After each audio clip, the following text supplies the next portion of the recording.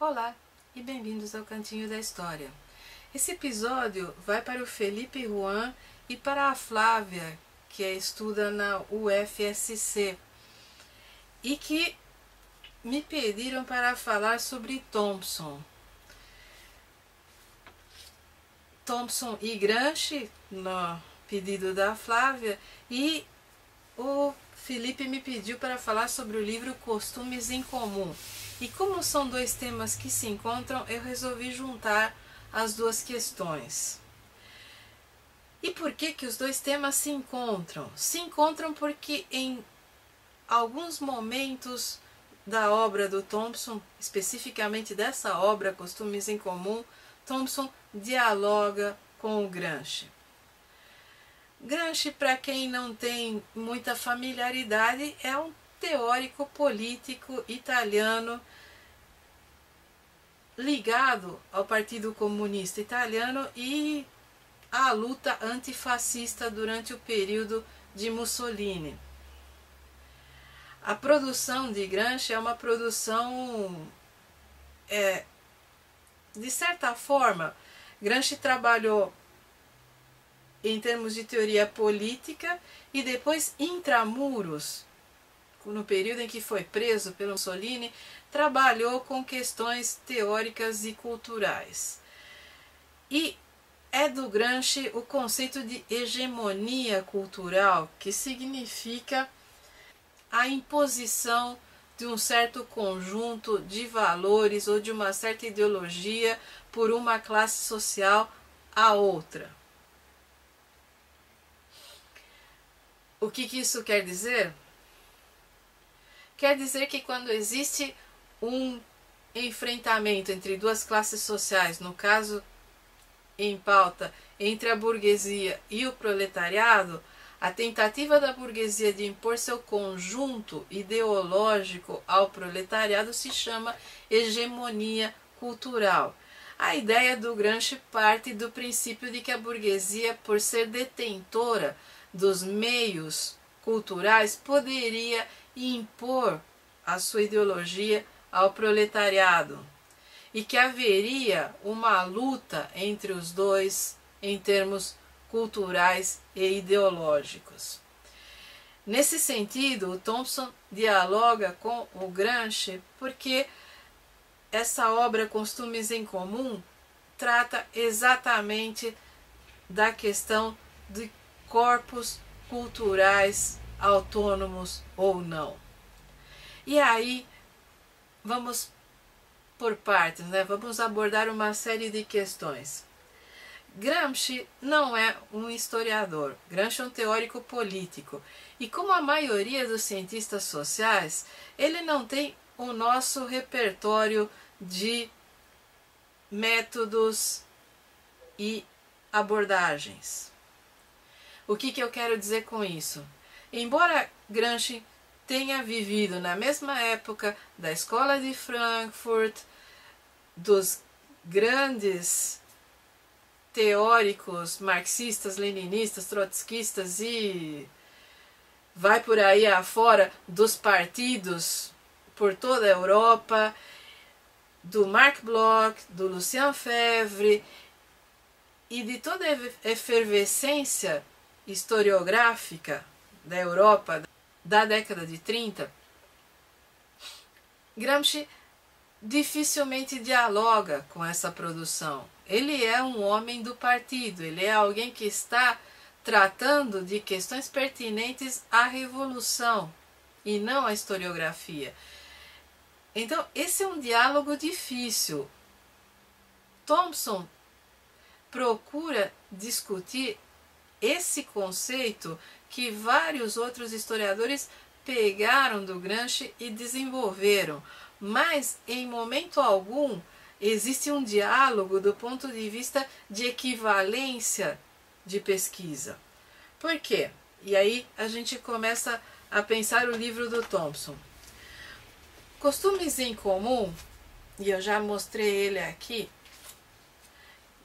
é um dos meus livros favoritos do Thompson. Isso é difícil de falar porque eu tenho vários favoritos dele. Mas eu andei durante uma década com um xerox a tiracolo daquele texto clássico Tempo, Disciplina de Trabalho e Capitalismo Industrial. Era uma versão em espanhol, era a xerox de um xerox que o Paulo Micelli tinha passado para a gente durante um curso, e posteriormente eu até tive acesso na biblioteca ao livrinho, uma edição espanhola com uma coletânea de textos do Thompson, mas eu guardei esse texto em várias mudanças, de casa para apartamento, de apartamento para casa, até o dia em que esse livro surgiu. E esse livro não apenas traz o texto, né, mas é um trabalho que o Thompson levou mais de década desenvolvendo e explorando essa questão dos costumes que dão identidade às classes sociais.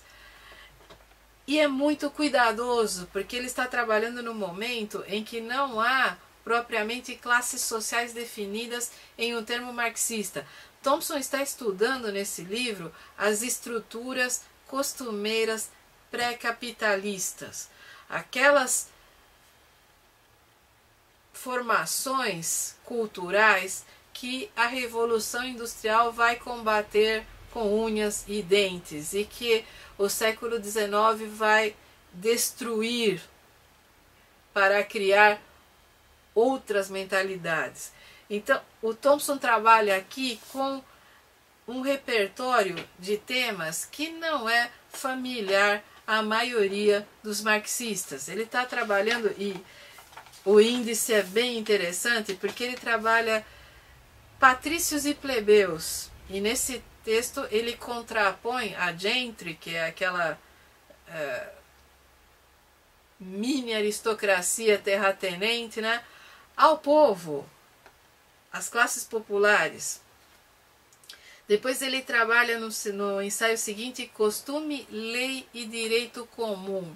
E isso, para quem não tem familiaridade com a legislação britânica, pode ser um pouco difícil de acompanhar, porque a legislação britânica, diferente das nossas de tradição latina, é uma legislação que se baseia em precedentes e jurisprudência muito mais do que no texto da lei. É uma legislação em que o costume tem precedência sobre a letra da lei. Então, muito cuidado na hora dessa leitura.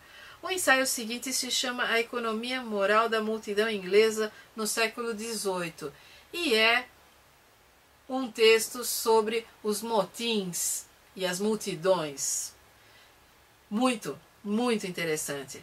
Depois ele vai se aprofundar na questão, na noção de economia moral, com o ensaio Economia Moral Revisitada, porque o texto da economia moral é um texto que ele produziu há muito tempo atrás e retomou para esse livro. E o sexto ensaio é o Tempo, Disciplina de Trabalho e Capitalismo Industrial, que é um clássico. É aquele texto maravilhoso em que ele desenvolve a noção de tempo para o trabalhador. Como é que o tempo capitalista atropelou o tempo do lavrador, o tempo do manufatureiro, o tempo daquele camarada que trabalhava por empreitada.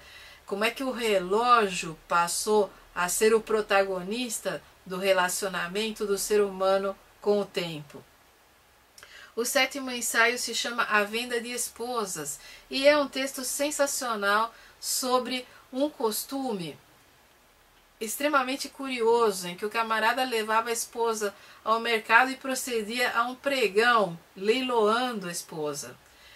E o Thompson começa a escavar esses processos e vai descobrir que se trata de um tipo de divórcio totalmente informal, que é para as pessoas que não poderiam pagar as custas de um divórcio, para as pessoas que eram pobres demais para participar desse mundo das leis. A venda de esposas era uma maneira de meio que legitimar relações consensuais que estavam sendo descartadas e outras relações que estavam surgindo. É um texto belíssimo e quem foi meu aluno no curso de turismo deve lembrar que eu mandei resenhar esse texto várias vezes.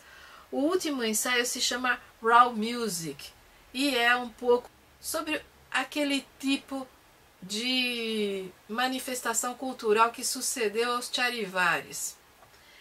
Dá para ver que é um livro composto de ensaios escritos em épocas diferentes, que o Thompson abandonou várias vezes a sua confecção, embarcou em outros projetos e retomou, até que finalmente conseguiu concluir, e lamentavelmente é um livro praticamente póstumo, porque quando ele terminou já foi no fim da vida.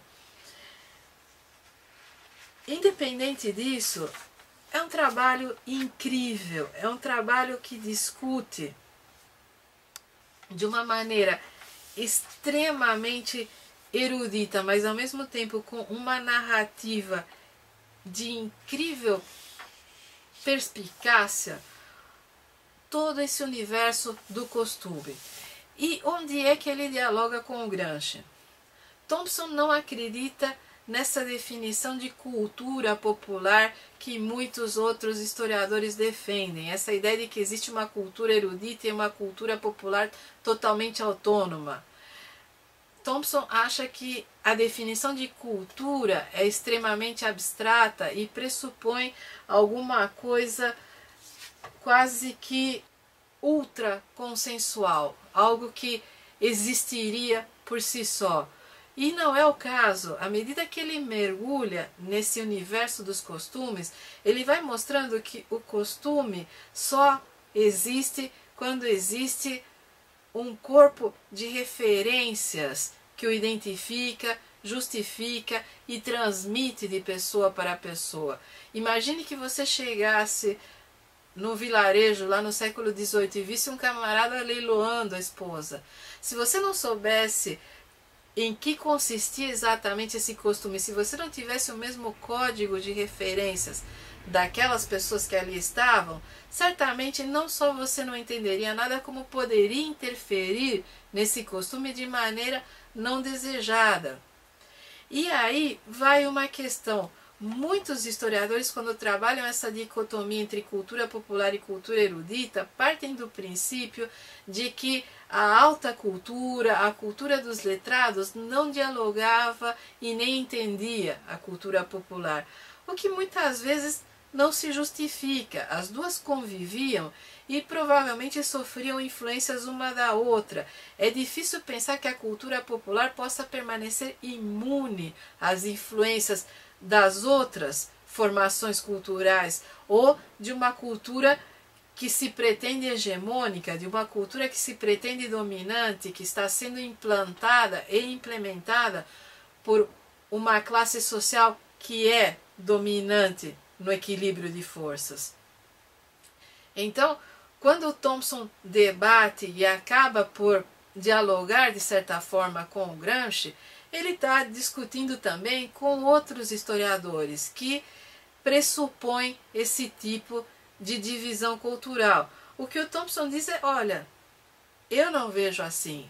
O que eu vejo são costumes que se consolidam pela própria prática e pela consciência que as pessoas têm dessa existência.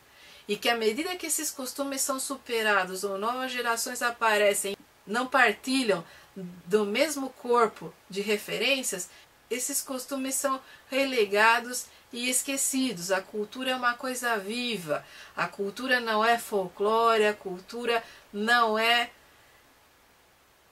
algo tão tradicional que não possa ser superado. Nesse sentido, um dos maiores interesses deste livro é exatamente jogar uma luz sobre documentações que muitos de nós sequer imaginávamos. É pensar esse homem pré-capitalista, esse homem que está na Europa da modernidade, quer dizer, ele está inserido naqueles marcos temporais entre o Renascimento e a Revolução Industrial, e mesmo assim ele vive um conjunto de referências que não se remete a essas mudanças especificamente. é muito importante a leitura desse livro no contexto da obra do Thompson, porque o fato de que alguns dos ensaios foram escritos com um certo intervalo de tempo mostra a evolução do Thompson não só como narrador, mas principalmente como pensador. Existe o Thompson da formação da classe operária, existe o Thompson de senhores e caçadores, existe o Thompson de a miséria da teoria e existe o Thompson de costumes em comum. Todos eles são importantíssimos, são provas da evolução do pensamento ao longo do tempo. Essa ideia de que se pode reduzir um historiador a um único rótulo e dizer, olha, esse aqui é o marxista culturalista, ponto. Não, alguém que está em atividade, e é a mesma ressalva que eu fiz em relação ao Hobsbawm, alguém que passou mais de 40 anos produzindo, certamente sofre influências do tempo, da maturidade, dos próprios debates historiográficos. Esse é um excelente livro para encontrar o Thompson maduro lado a lado com aquele Thompson mais idealista dos anos 70 e perceber como ele dialoga até consigo mesmo. É um livro interessantíssimo e eu recomendo a leitura, recomendo principalmente esses dois textos que são meus favoritos, o das esposas e o do tempo. E eu diria o seguinte, Gramsci é interessante dentro da ciência política. Hoje, para nós, na história, muitos dos seus conceitos não se justificam. Provavelmente dialogar com Gramsci nos anos 40, 50 e até 70 era algo interessante. Hoje, muitos pensadores já superaram esse diálogo. E, apesar da deferência que o Thompson faz ao citar esses conceitos no prefácio, a obra do Thompson foi muito além, assim como a obra do Ginsburg, assim como a obra do próprio Hobsbawm. Assim como os pensadores franceses, quando se trata de pensar a cultura e essa ideia de hegemonia, existem níveis de diálogo que a teoria política não alcança e que a história alcança. Eu sugiro a leitura do Gramsci. Em português existem coletâneas de seus trabalhos, existe muito material na internet, ainda é um pensador bastante citado e, por incrível que pareça, está na paranoia daquele maluco lá, o Olavo de Carvalho, que acha que nós historiadores estamos usando a técnica do Gramsci para tomar conta, né, e dominar o mundo. O que, além de risível e patético, demonstra como a direita não sabe ler as obras de ciência política e muito menos de historiografia. Mas, independente desse aspecto jocoso, é interessante a leitura do Gramsci e é interessante a comparação e perceber que o Gramsci é datado, como a maioria desses intelectuais que colocaram o seu trabalho a serviço dos partidos comunistas, o trabalho ficou datado. Cuidado, então, na hora de lidar com esses conceitos. No mais, leia o Thompson. Leiam, porque duvido e desafio alguém a se arrepender de ter lido qualquer ensaio, qualquer trabalho do Thompson. A gente sempre sai crescido como ser humano após a sua leitura. E se vocês tiverem alguma outra questão ou quiserem estabelecer um diálogo a respeito do assunto, podem mandar que eu respondo.